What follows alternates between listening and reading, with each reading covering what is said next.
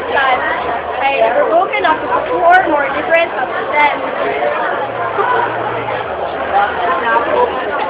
So dito, ang hydrogen peroxide or H2O2 ay nagiging O2 at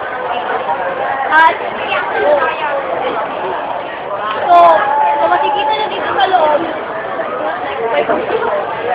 may usap sa loob, pero dahil sa 6% kayo concentration ng hydrogen peroxide, hindi siya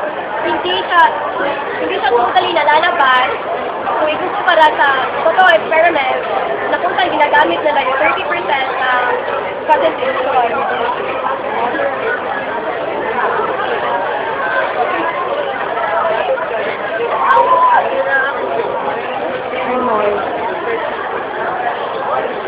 Ay, mo.